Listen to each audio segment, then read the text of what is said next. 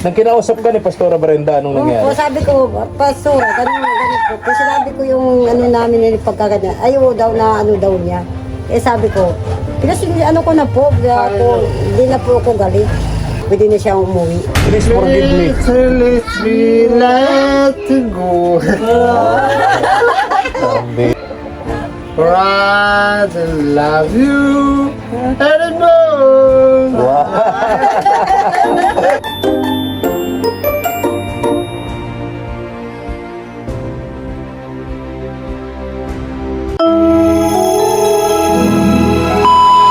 Subscribe to my channel. Hello guys, magandang hapon po sa ating lahat. Puntahan po natin ngayon si Ate Malu. Ayan, doon, si Ate Malu. Ito yung way eh. Ayan, samahan niyo po kami mga katuwang.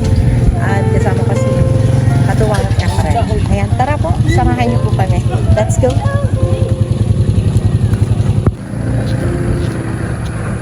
Ganda ang panahon ngayon. Maghapon kasi walang ulan. Mainit yung panahon dito. Kaya kita nyo po yung daan. Oh. Walang tubig, walang putik.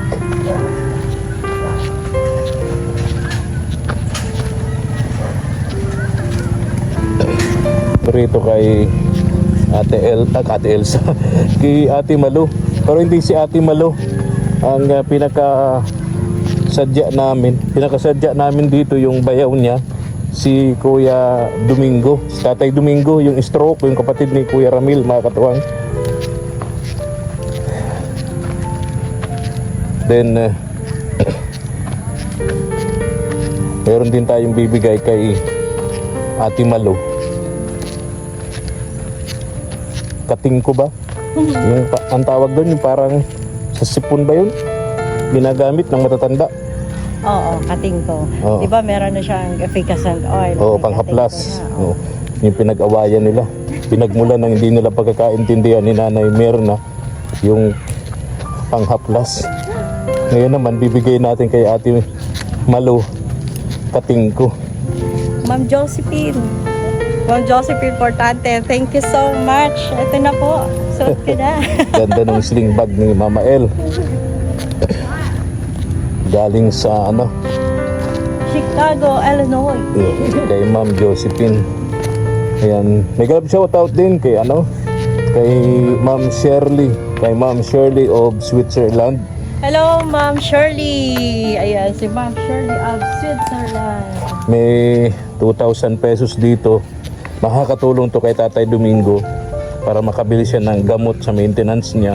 Dahil ang sakit niya, tulad ng sakit ni Kuya Ramil, asawa ni Ate Malu, stroke, Kaya malaking tulong po sa kanya na meron siyang gamot.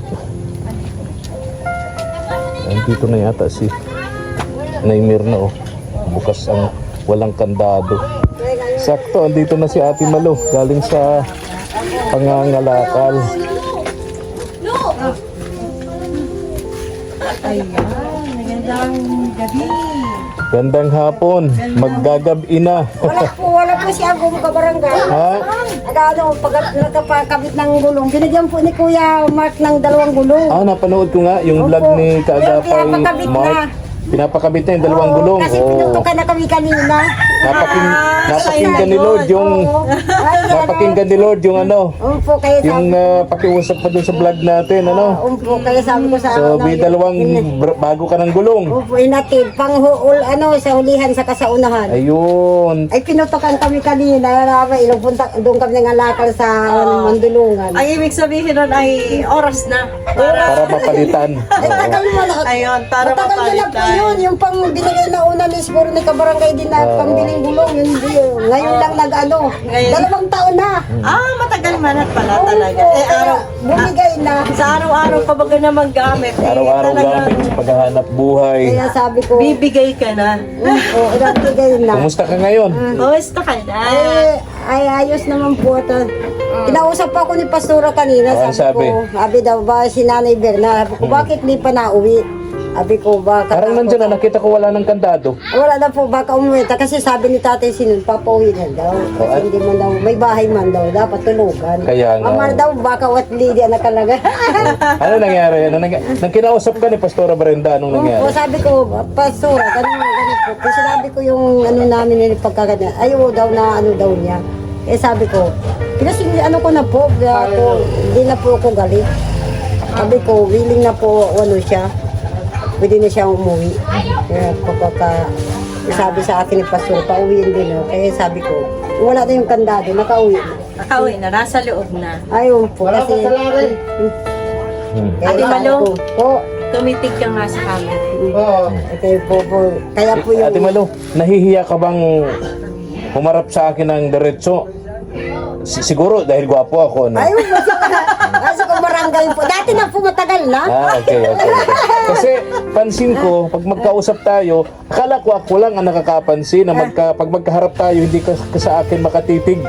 Kasi Di po, hindi ka ba na pag-umasan ni Mama Iko, hindi ka gwapo. Kaya lang iniisip ko, baka kako si Ate Malo nahiya sa akin kasi gwapo ako, eh, ano? Kasi ka barangay. Oh.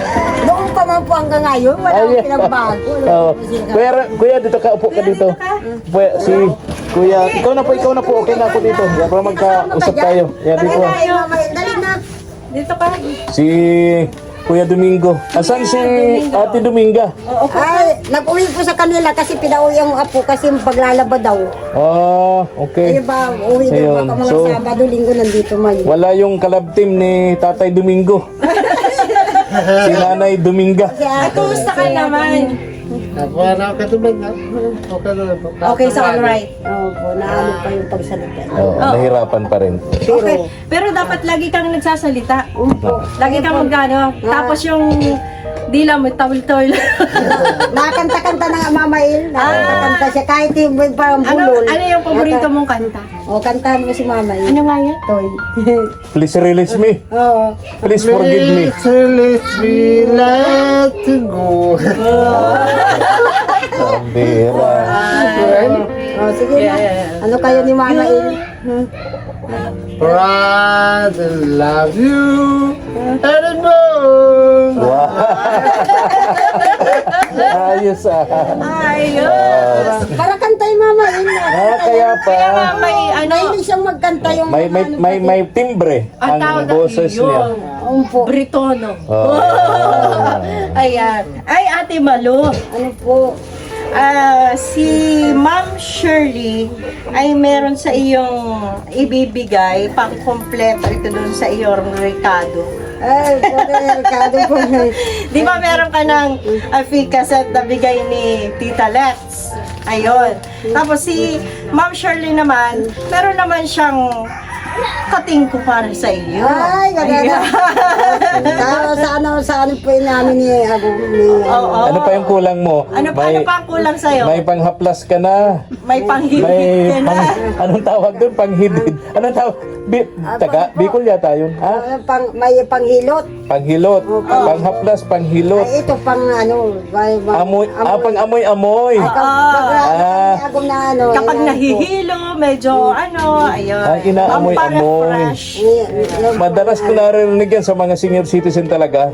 Yung mga ganyan na dati daw ang bit-bit pabango, ngayon katingko na. Oh, kating ko sa kapanghilot. Oh, panghilot. Oo. Kasi tumatanda na po baga mga ilan. Kaya, Tapos, sa magano. tapos si Tatay Domingo naman, Domingo naman. may good news din kami sa iyo. Kumusta ka na? May iniinom ka pang gamot? Ay, paubos na po yung ano. Pareha sila ni kuya niya wala na. Eh, sabi ko, bayaan mo ka ako, baka may nagdating biyaya kay Mama El sa barangay. Di ba, ang sakit nila, magkapatid, pareho lang.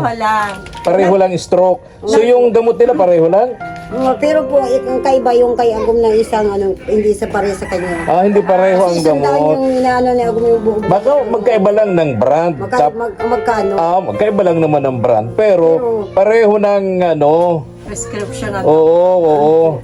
Di ba? So pwedeng ang gamot ni Tatay Domingo, pwede din kay Kuya Ramil. Oo. Kung yun ha, baka nagkamali ako ng akala ha. Ayun. Siguro itatanong mo sa doktor. Naano ko pa po yung nagresita ni Dr. Tejada, yun ang sinusunod. Oo, tama Kasi yun. may resita ba kayo ano si Agum na pa-doktor namin ito. Oo. Anyway, masaya kami ni Mama El kasi okay na pala kayo ni Nanay Mirna. Di ba sila nagkakausap? Hindi po kami nagkakausap. Ah, Nandyan nga. Si sabi ko Pastora nga ang nakausap. Si Pastora lang po. Si Nanay Birna. Ay, bilhin po magano din kami. Mapati din kami ni Nanay Birna. oo. Sa iyo okay na. Oo. Okay Ako na. po siya. Kasi sabi niya kay Pastora, mas paborito daw niya si Pastora kaysa sa akin. Ay, mayaan ko po siya kabarangay. Kasi sabi ko, kailangan pa ba, namimili pa siya ng... Ay, sabi ko, kapitbahay niya ako, di niya ako minamahal-mamahin. Nang talang, importante. si Yun ang Pastora unang malaka mo. kalamay. Kaya sabi ko, kahit siya umano sa akin, mahal ko pa siya, para ko na siyang nanay, para ko pa siyang ina. Kasi malayo ako sa ina ko. Awayin man niya ako, love ko pa siya. Kasi ganun po ako Malawak ang pasensya. ganun po Pag-unawa ako, ni Ate Malo. ganun po ako pinalaki ng magulang ko, mga kapatid ko. Kaya sabi po ba, wala kang yaman sa financial na ano, mayaman ka sa pagmamahal. Sa kapwa. Sa pakikisama. Yun po ang, yun Sa lang pakikipagkapwa tao. yun lang po ang pinapanghawakan ko kabarangay Mm. sa pagkatao ko. Kasi wala po akong yaman, mayaman ako sa pagmamahal, sa kapwa, sa mga... The best yun. Katulad yung Mama El, kabarangay. The best yan. Mahal-mahal ko po kayo. Actually, wala naman masyadong negative comment sa iyo sa comment section sa mga vlog sa iyo, sa vlog kay Nanay Mirna. Ang comment lang doon na madalas kong nababasa, ba't ka daw kasi tawag doon, sumingit doon sa vlog. Anyway, huwag natin pag-usapan yun. Ay, hindi ko man Babalik pa tayo sa dati. Hindi ko man po ano, kabarangay na... Next time, wag mo nang ulitin yun. Hindi ko naman po inaano na nandun mo si, Pero, alam mo, Kuya Gil. napakaliit na bagay yun. Kasi para sa akin, emergency yun eh. Oo. Kasi kapitbahay. Nanginginig po talaga yung katawan ko, parang gusto mong hilot. Ang ginawa ko Kaya mo na, may katingin ka na, may nag-ano lang ka na. ako, Mama El, So, wag na natin balikan, hahaba pa ang kwento. Naghilot ako sarili, may kalamansi. Basta sa susunod, wag mo nang ulitin yun. Ay, hindi na po. Kung ayaw niya ng ganun, wag mo nang ulitin. Hindi ko po. Pag, Huwag na lang mag-giveaway. Hayaan mo siya, pagkatapos ng vlog, tsaka ka mag-approach sa kanya Opo. kung meron ka sasabihin. Opo, kasi Tsaka isa pa sa comment nila, hindi ka raw makatingin sa akin ng diretso. Ayaw mo kasi kabarangay. Sabi ko naman, kasi si Ate Malo, bibihirang magkaroon ng kaharap na gwapo. Kaya medyo naaalangan siya. Tawa si Lani. Tinititigan ako ni Lani, tinitingnan niya ako. Gwapo ba niya ito? Di ba Ate Malo? So, Alam, iiyak ka lang sa camera.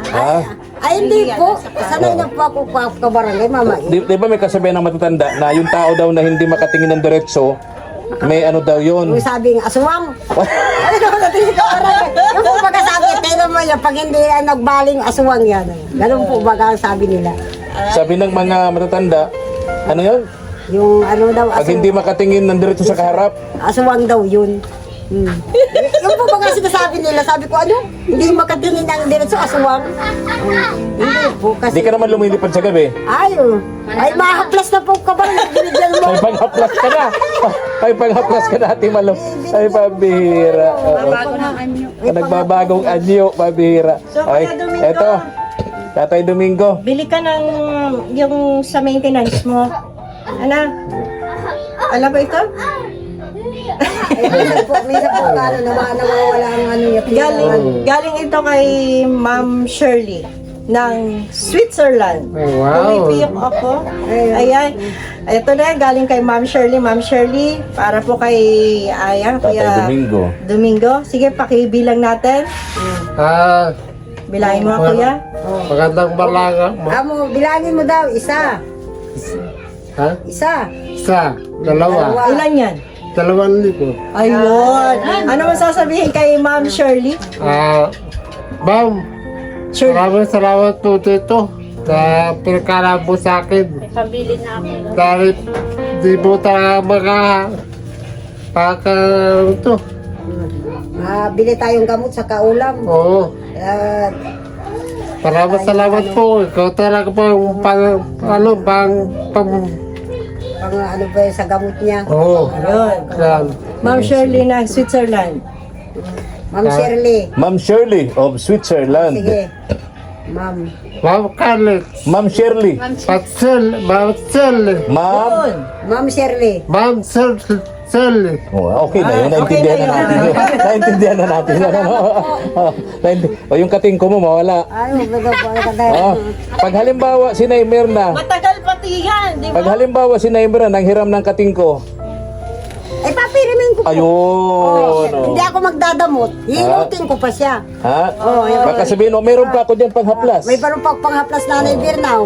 Bibili pa ako ng isa pa. Oh, isa ba? Ayun, yan ang magandang kapitbahay. Hindi po ako sa kanya magtatanggi kung ano pong mayroon ako kabarangay noong pamangga ngayon. Yan ang magandang kapitbahay.